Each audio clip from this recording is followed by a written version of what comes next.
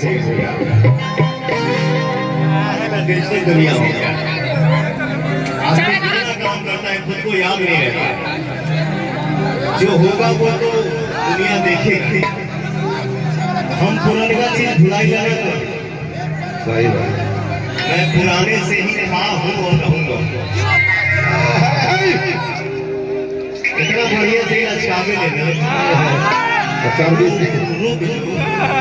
Servicing बोलो छोटू भैया प्रणाम।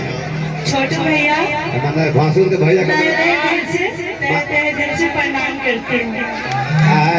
मानव की बिल्डिंग फेंक दो।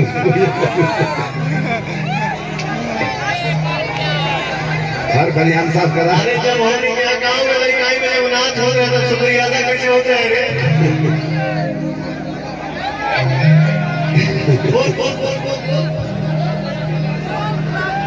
दिल में लगा चोट तो निकल गया गुरुजी जी की तरफ से 600 रुपया का नोट। मैं उन साहबान को उन कदरदान को तहे तहे दिल से लहे लहे दिल से शुक्रिया अदा करतनी दादा।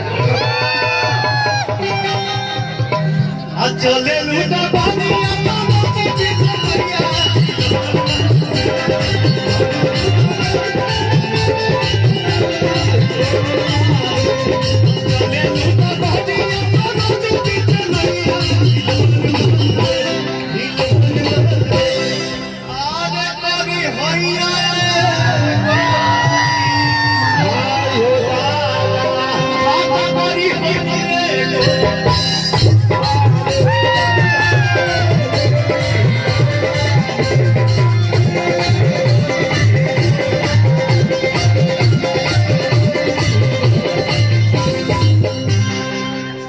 सुतहु न देवे दरार हर जगह ना वाह मेरा भाई ऐसे ही हवा जैसा लग रहा है से चांद में बहुत काम